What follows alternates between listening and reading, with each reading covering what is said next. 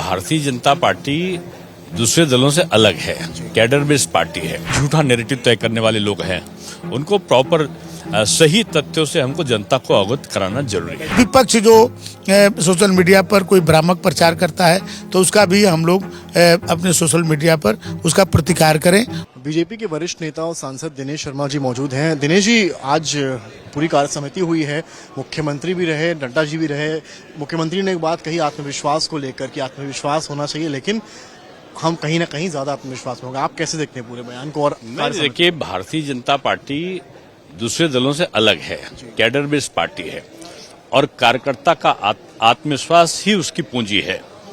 और कार्यकर्ता ने भरपूर अच्छी तरीके से चुनाव में काम किया है, विजय दिलाई है, चाहे 14 का हो, 17 या 19 या 22 का हो। और 2024 में भी एनडीए की पूरे भारतवर्ष में सरकार बनी है, उसमें योगदान हमारे कार्यकर्ता का ही है। अगर आज देखो आप तो उत्तर प्रदेश में भी बीजेपी नंबर 1 है, हमारा 41% से ऊपर है और 33% पे सपा नंबर 2 पे है, 8% से हमसे पीछे है। लेकिन बीजेपी का कार्यकर्ता का आज बिल्कुल ये संकल्प है कि जुटकर 2027 में 2/3 नहीं 3/4 से चुनाव जीतेंगे। और निश्चित रूप में जो आज मार्गदर्शन मिला है राष्ट्रीय अध्यक्ष जी का और मुख्यमंत्री जी का, वो एक आत्मबल बढ़ाने वाला है। नड्डा जी हो या योगी हो, उन्होंने यही बात कही, सोशल मीडिया पर इन्फ्लुएंस बढ़ानी पड़ेगी, जवाब देना पड़ेगा, क्योंकि कई बार ऐसा होता है कि विपक्ष भ्रांतियां फैलाता है, उसका जवाब नहीं दे पाए, ये भी एक रीजन रहा। नहीं, देखिए, उनका मंतव्य सीधे तौर पे ये नहीं था। उनका था कि हमको जो नैरेटिव तय करने वाले, झूठा नैरेटिव तय करने वाले लोग हैं, उनको प्रॉपर सही तथ्यों से हमको जनता को अवगत कराना जरूरी है। ने चुस्की भी ली, उन्होंने कहा, चुटकी भी ली, कहा कि जो हाँ आप यहाँ पर कर रहे हैं और वहाँ बाहर जाकर नहीं बोलते। नहीं, देखिए, कार्यकर्ता से एक अध्यक्ष कैसे बात करता है, वो पारिवारिक परिदृश्य में बात करता है और पारिवारिक परिदृश्य में ही वो कार्यकर्ता से ये दूसरे नेताओं की तरह प्रोफेशनल तरीके से बात नहीं करते हैं। उन्होंने एक घर का मुखिया होने के नाते अपने कार्यकर्ताओं से सीधे तौर पर बात करी है और उनकी एनर्जी और कैसे एक पॉजिटिव वे में जा सके। आखिरी सवाल सर, कई बीजेपी के नेता हैं जो बार बार इस बात को उठा रहे हैं, प्रशासन बनाम कार्यकर्ता। कैसे प्रसाद मौर्य ने भी आज इस बात पर कहीं ना कहीं कोई ऐसी नहीं, बीजेपी का कार्यकर्ता और प्रशासन, जो सरकार है, जो संगठन और सरकार एक दूसरे के पूरक हैं और जहां कमी होती है वहां संवाद होता है। हमारे वहाँ संवाद की कमी कहीं पर भी नहीं है और 1-2 व्यक्ति कहीं अगर कोई बोले होंगे तो ये उनके व्यक्तिगत विचार होंगे। पार्टी का विचार 1-2 व्यक्तियों के विचार नहीं हो सकते। शुक्रिया सर बात करने के लिए। ये थे हमारे साथ दिनेश शर्मा जी और उन्होंने साफ कहा है संवाद की आवश्यकता है अगर विचार है। बीजेपी के वरिष्ठ नेता महेंद्र नाथ पांडे जी हमारे साथ मौजूद हैं। महेंद्र जी, आप आज कार्य समिति में रहे, जेपी नड्डा हो या योगी आदित्यनाथ, उन्होंने एक बात कही आत्मविश्वास वाली, कहीं कहीं हमें बहुत आत्मविश्वास हो गया, वहाँ शायद हमारा रिजल्ट थोड़ा सा डाउन हुआ।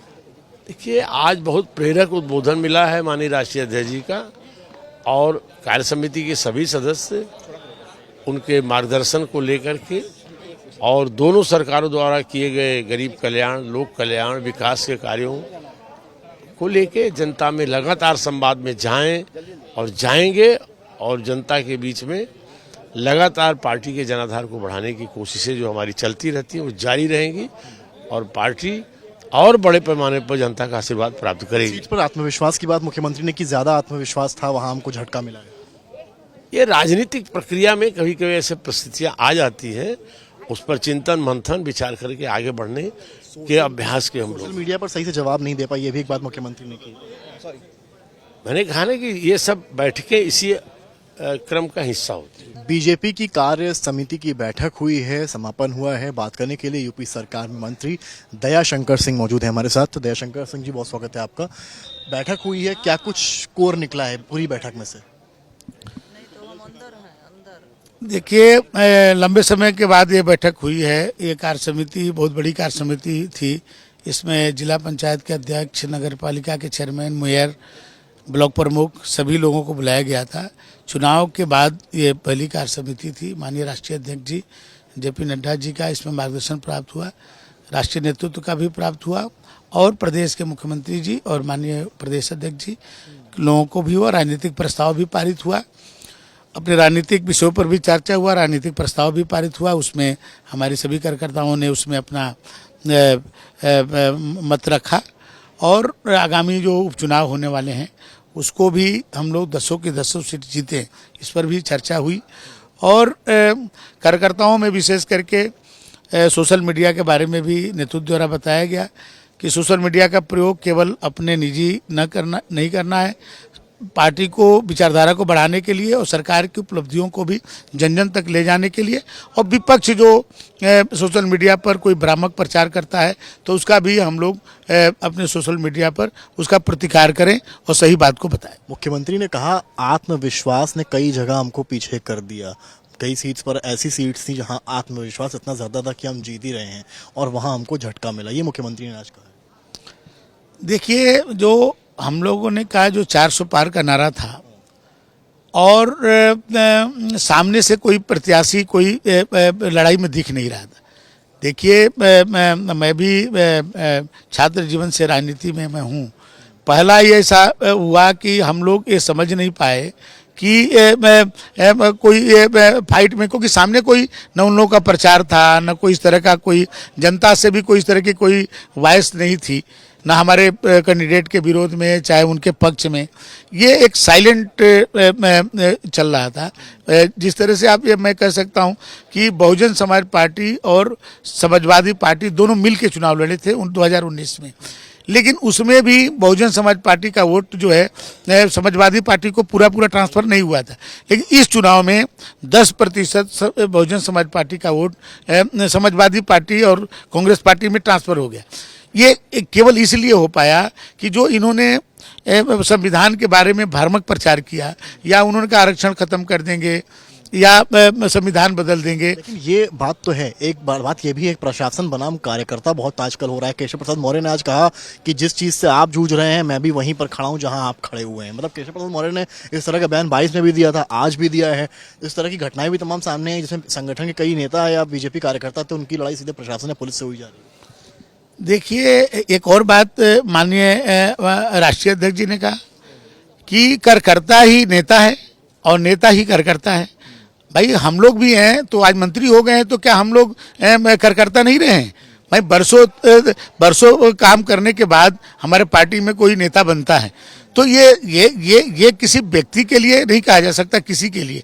माने ये तो हमारे लिए हो सकता है कि हम आज मंत्री बन करके हम कार्यकर्ताओं को न सुने, क्योंकि हम भी तो कार्यकर्ता रहे, हम भी तो ये तो आज मैं मंत्री बना हुआ हूँ, कल दूसरा कोई हमारे में मंत्री बनेगा। ये दूसरे दल में नहीं है, दूसरे दल में तो निश्चित तय किया गया है यही व्यक्ति बनेंगे, लेकिन हमारे यहाँ तो कार्यकर्ता में से ही नेता बनना है।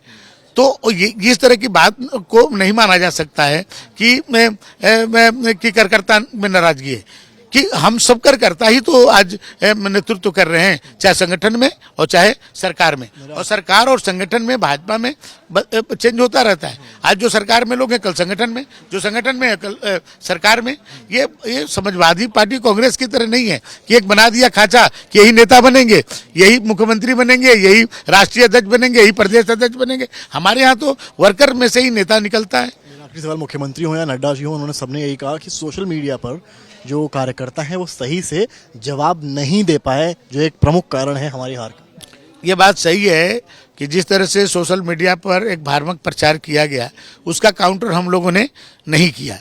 तो उनका ये है कि हम लोग सोशल मीडिया का प्रयोग अपने व्यक्तिगत चीज़ों को तो करते हैं हम लोग, लेकिन पार्टी के भी जनाधार बढ़ाने के लिए या सरकार की उपलब्धियों को भी जनता में ले जाने के लिए, क्योंकि सोशल मीडिया आज बहुत बड़ा एक प्लेटफार्म है, तो उसका हम लोग को उस पर भी उपयोग करना चाहिए। बात करने के लिए तो ये थे हमारे साथ दयाशंकर सिंह। विस्तार से हमें बताया कि क्या कुछ हुआ आज की बैठक में और क्या कुछ सीख राष्ट्रीय नेतृत्व द्वारा मिली है। कैमरामैन नीरज कुमार के साथ समर्थ श्रीवास्तव, लखनऊ आज तक।